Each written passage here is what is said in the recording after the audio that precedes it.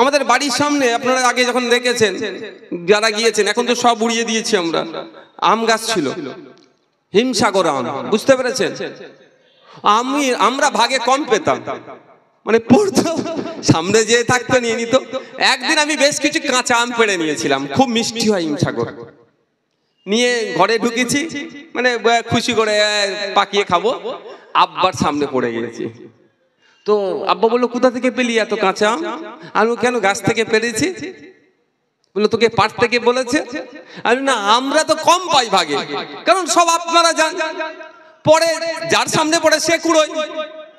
Thank you. যার সামনে পড়ে সে কুড়িয়ে নেয়, আমরা ভাগে কম পাই, জন্য কিছু পেরে নিয়েছি। তো তাড়া দিয়েছিল যে অতটা ফলন হচ্ছে নিশ্চিত ভাবে ওদের খাওয়ার জন্যই আল্লাহ এত দিচ্ছে।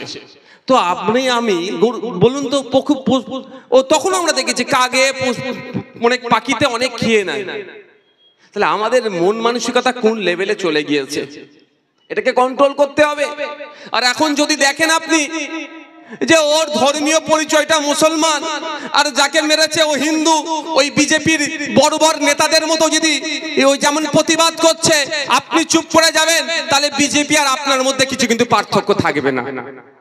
আমাদেরকে অন্যায়ের বিরুদ্ধে কি করতে হবে, কথা বলতে হবে। অন্যায়কারীকে অন্যায়কারী হিসাবেই আমরা দেখবো, তা যা ধর্ম বর্ণ দেখার দরকার নেই।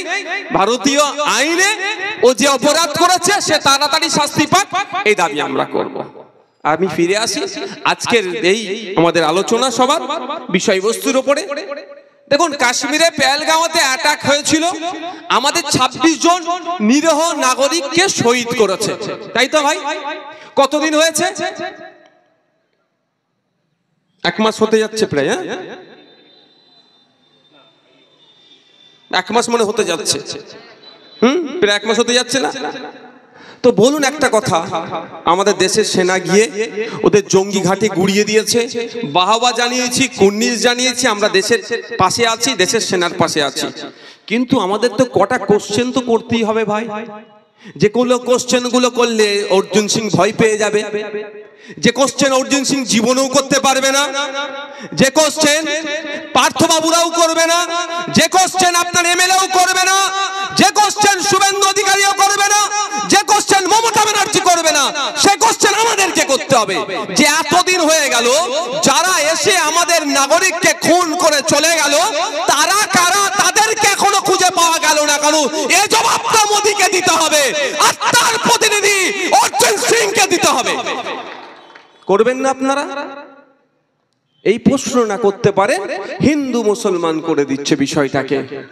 হ্যাঁ, অবশ্যই অস্বীকার করার কোনো জায়গা নাই যে হিন্দু দেখে মেরেছে, তাহলে তো অর্জুন সিং এরা আরো বেশি ফেঁসে যাবে ভাই। ভারতবর্ষের ইতিহাসে দেখুন, দলিত হওয়ার জন্য পিটিয়ে মেরেছে, আদিবাসী হওয়ার জন্য মেরেছে, মুসলমান হওয়ার জন্য মেরেছে, কিন্তু ভারতবর্ষের ইতিহাসে খুঁজে পাবেন না টেররিস্টরা আক্রমণ করেছে, পাকিস্তান থেকে এসে হিন্দু বেছে বেছে খুন করেছে, এই প্রথম হয়েছে। কিন্তু ইতিপূর্বে ভারতবর্ষের অনেক প্রধানমন্ত্রী ছিলেন। অটল বিহারী বাজপেয়ীজি বিজেপির প্রধানমন্ত্রী ছিলেন, তিনি নিজেকে হিন্দু হৃদয় সম্রাট বলে দাবি করতে পারেনি, বা তার চালাচামুন্ডা যারা ছিল, দলের যারা ছিল, তাদেরকে দিয়েও এই দাবি করায়নি। কিন্তু কে নিজেকে হিন্দু হৃদয় সম্রাট বলে দাবি করাচ্ছে? নরেন্দ্র দামোদর দাস মোদী। সে নিজেকে কি বলছে? হিন্দুদের রক্ষাকর্তা। তাহলে তো আমরা প্রশ্ন তুলবো, কারণ আমার প্রতিবেশী হিন্দু ভাই আজকে ক্ষতিগ্রস্ত হয়েছে, আমার প্রতিবেশী হিন্দু ভাইয়ের ধর্ম দেখে খুন হতে হয়েছে। কার আমলে? মোদির আমলে। মোদির পুলিশ কি করছিল, অমিত শাহর পুলিশ কি করছিল, দেখে দেখে আমার 26টা হিন্দু ভাইয়ের ধর্মীয় পরিচয় দেখে খুন করার টাইম কি করে পেল? এ জবাবটা মোদি অমিত শাহকেই দিতে হবে। কে দেবে জবাবটা? মোদি অমিত শাহকে দেওয়া দরকার। দুর্ভাগ্য, মোদি অমিত শাহর কাছে না প্রশ্ন করে হরিদ্বারের এক কাশ্মীরি শাল বিক্রেতাকে ধরে টানাটানি করছে, গরিব ভ্যান চালককে ধরে টানাটানি করছে, গরিব চা বিক্রেতাকে ধরে টানাটানি করছে, ও একটু বিরিয়ানির দোকান কে লাগাচ্ছে তাকে ধরে টানাটানি করছে। প্রশ্ন তো করতে হবে মোদি অমিত শাহকে, যে কাশ্মীরে 5 মিটার 10 মিটার ছাড়া ছাড়া সেন্ট্রাল ফোর্স থাকে, সেই কাশ্মীরের কিভাবে অত বড় হাতিয়ার নিয়ে এসে একসাথে দেখে দেখে এত মানুষকে খুন করার সময় পেল কি করে? ওখানে আর্মি ছিল না কেন? এই প্রশ্ন করতে হবে। এই প্রশ্ন না করতে পারেন, হিন্দু মুসলমান খেলা লাগিয়ে দেওয়ার চেষ্টা করছে। প্রশ্ন করবেন না আপনারা? আমি গিয়েছিলাম, পশ্চিম বাংলার 3 জন মানুষ কে শহীদ করেছে, খুন করেছিল ওরা। এই মানবতা বিরোধী, কাশ্মীরের মানুষের শত্রু, দেশের মানুষের শত্রু এই সন্ত্রাসবাদীগুলো যে 26 জনকে খুন করেছিল, আমাদের পশ্চিম বাংলার 3 জন ছিল। তার মধ্যে আমি একজনের বাড়ি গিয়েছিলাম। সব জায়গায় ক্যামেরা নিয়ে যাওয়ার প্রয়োজন হয় না, আমি গোপনেই তার বাড়ি গিয়েছিলাম। তার সাথে কথা বলে অনেক কিছু জানতে পেরেছিলাম। তার মধ্যে একটা ইনফরমেশন পেয়েছিলাম, প্রায় 2 ঘন্টা পরে ফোর্স ওখানে গিয়েছে তাদেরকে উদ্ধার করতে। তাহলে আমার প্রশ্ন এখানে থেকে যায়, ভারত সরকারের কাছে প্রশ্ন করতে চাই, মোদিজির কাছে প্রশ্ন করতে চাই, অমিত শাহজির কাছে প্রশ্ন করতে চাই। এখানে খুব লাফালাফি করছে, শুভেন্দু অধিকারীকে জানতে চাই যে আপনারা উত্তর দিন, 2 ঘন্টা কেন ফোর্স ওখানে গেল না? হয় ফোর্সকে খবর দেওয়া হয়নি, না হলে ফোর্সকে আটকে রাখা হয়েছিল। তাই এটা তদন্ত করতে হবে। 2 ঘন্টা পরে কেন ফোর্স পৌঁছালো? কারা ফোর্সকে আটকে রেখেছিল? কেন যেতে দেয়নি? এই রহস্যটা কি তদন্তটা করতে হবে। যারা আটকে রেখেছিল তাদেরকেও সর্বোচ্চ শাস্তির ব্যবস্থা করতে হবে। এই আওয়াজটা, এই দাবিটা পার্থ ভৌমিক সাহেব তুলবে না, কারণ এই আওয়াজটা পার্থ ভৌমিক সাহেব তুললেই বিজেপির গায়ে লাগবে, আর বিজেপির গায়ে লাগলে দিদিমণির বুকটা চিনচিন করবে।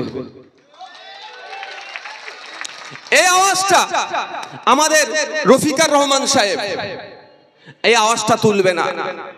এই আওয়াজটা তুললি তো বিজেপিকে প্রশ্ন উত্তর দিতে হবে।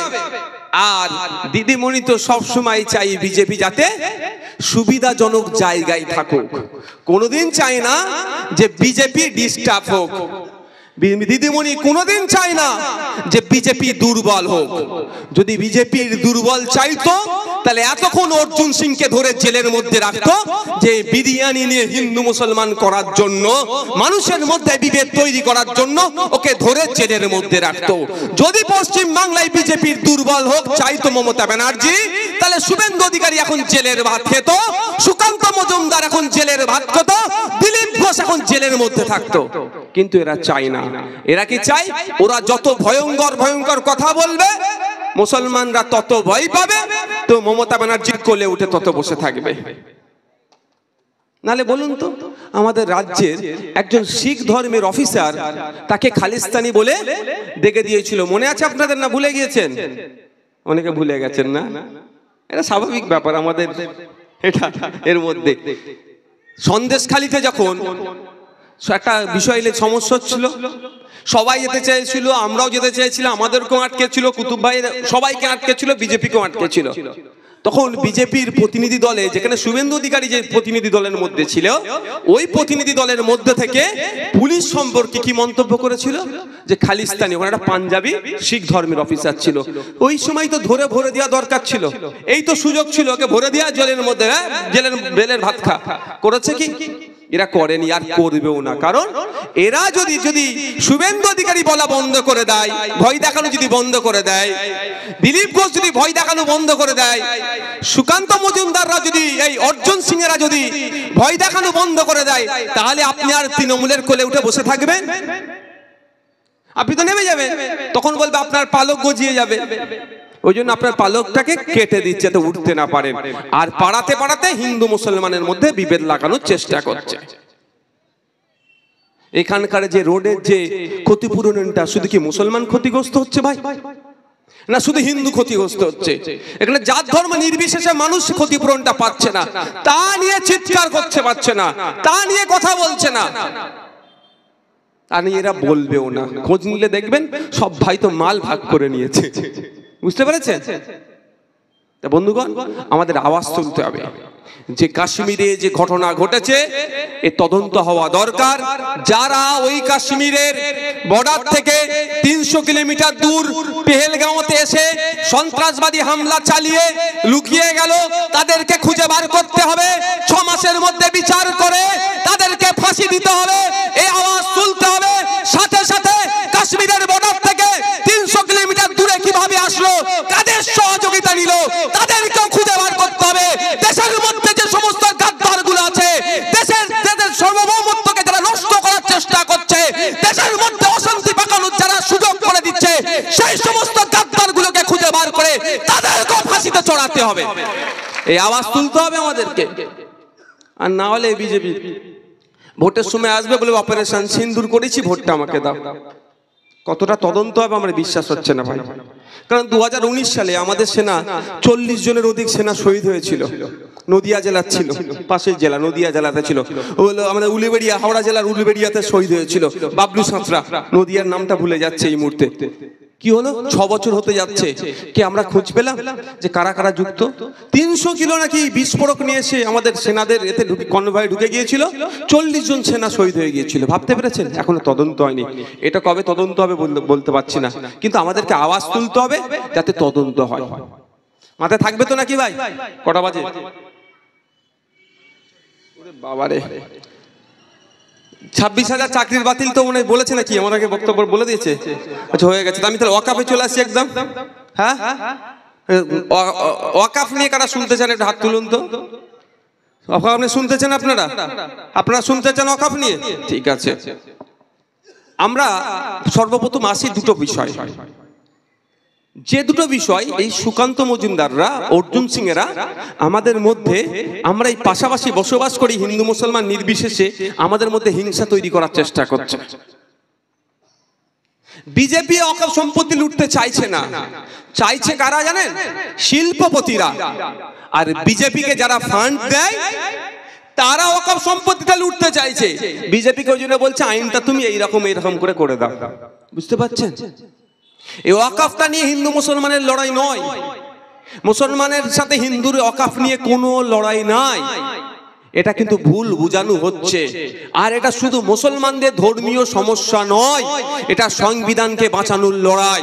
তাই সংবিধানকে বাঁচাতে গেলে শুধু মুসলমানকে রাস্তায় থাকলে হবে না, আইনি লড়াই শুধু মুসলমানকে গেলে হবে না, সংবিধান প্রেমী সমস্ত জাত ধর্ম বর্ণের মানুষকে সাথে নিয়ে ঐক্যবদ্ধ হয়ে সংবিধানকে বাঁচাতে হবে।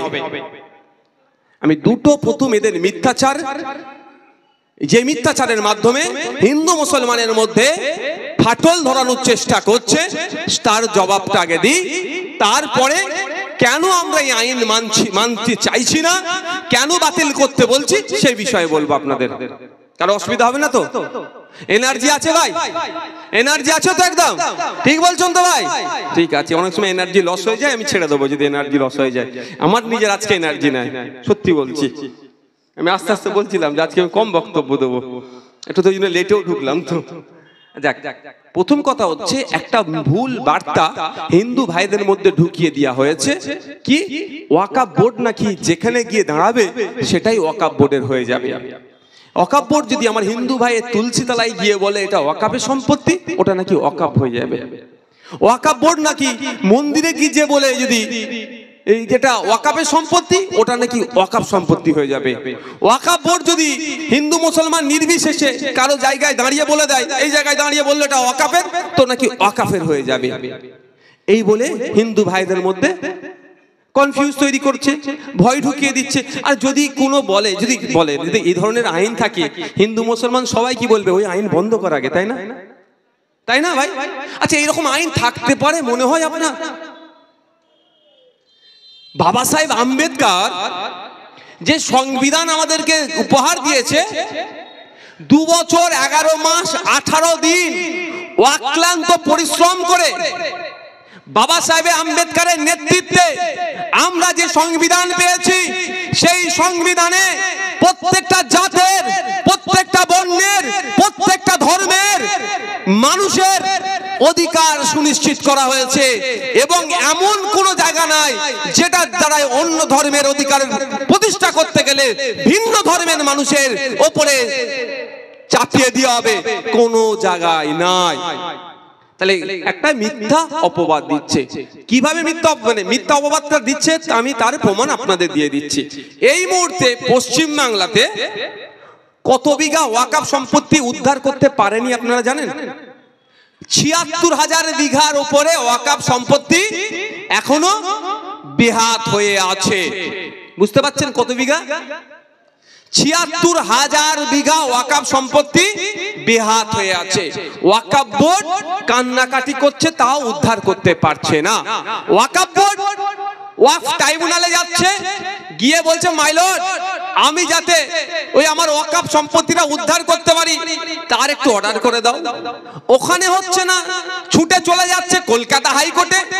কলকাতা হাইকোর্টে গিয়ে বলছে মাই লর্ড, আমি ওয়াকফ সম্পত্তিটা যাতে উদ্ধার করতে পারি তার জন্য আপনি অর্ডারটা দেন। ওখানে হচ্ছে না, সুপ্রিম কোর্টে ছুটে যাচ্ছে ওয়াকফ বোর্ড যে আমার সম্পত্তিটা আমি উদ্ধার করতে পারছি না, আপনি অর্ডার করুন যাতে আমি উদ্ধার করতে পারি। এর আমি যদি উদাহরণ দিই, আমার এত পাওয়ার, যেখানে দাঁড়াবো সেটা আমার বললে আমার হয়ে যাবে, মানে এত আমার পাওয়ার। তো আমার এত পাওয়ার, আমার নিজের ৭৬,০০০ বিঘা উদ্ধার করতে পারেনি, আর কুতুব ভাইয়ের জায়গার সামনে দাঁড়িয়ে বলছে ওটা আমার, কুতুব ভাইয়ের জায়গাটা আমার হয়ে যাবে। এটা পাগলেও বিশ্বাস করবে? পাগলেও বিশ্বাস করবে ভাই? যদি আমার এত পাওয়ার, আমডাঙ্গা আওয়াল সিদ্দিকী চৌমাথায় দাঁড়িয়ে বলে দেবো এটা আমার যায় ওয়াকফ, তো আওয়াল সিদ্দিকী চৌমাথা নাকি বলছে ওয়াকফের হয়ে যাবে।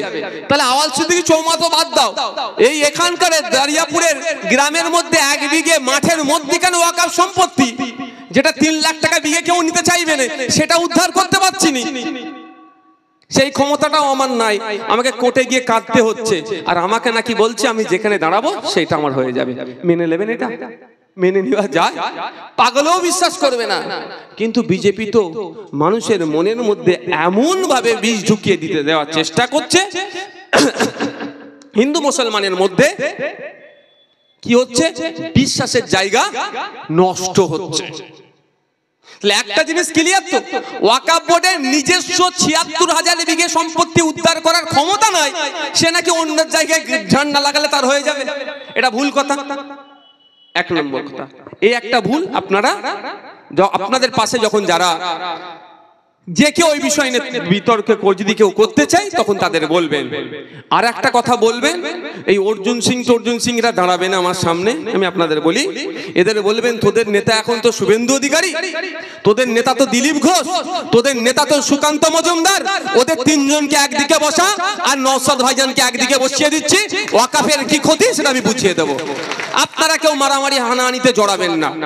আর একটা কথা হচ্ছে, এটা একটা চক্রান্ত, মারামারি হানাহানিতে জড়িয়ে দেওয়া। কেন ভাই, কার বিরুদ্ধে মারামারি করবেন?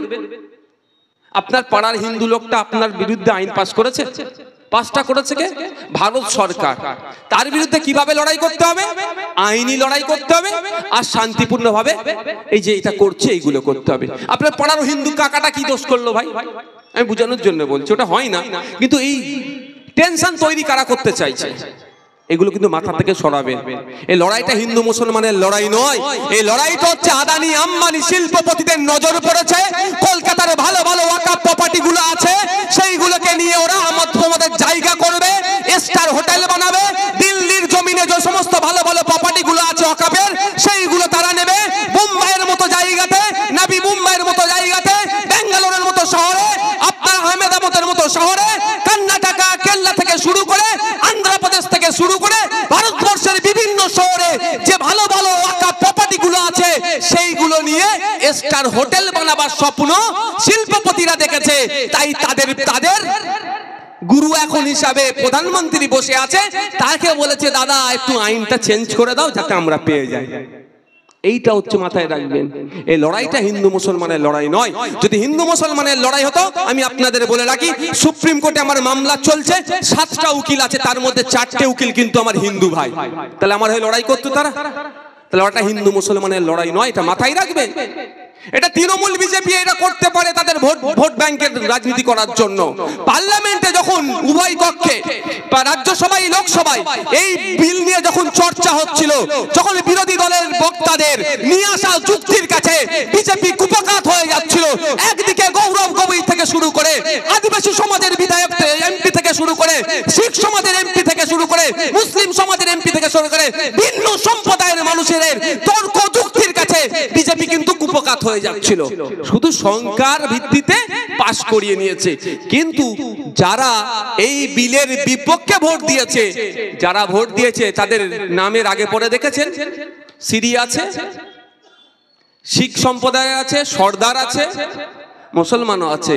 কিন্তু মুসলমান 100টার মধ্যে 10টা, 90% কিন্তু আমার হিন্দু ভাইয়েরা এই বিলের বিরোধিতা করেছে পার্লামেন্টে দাঁড়িয়ে।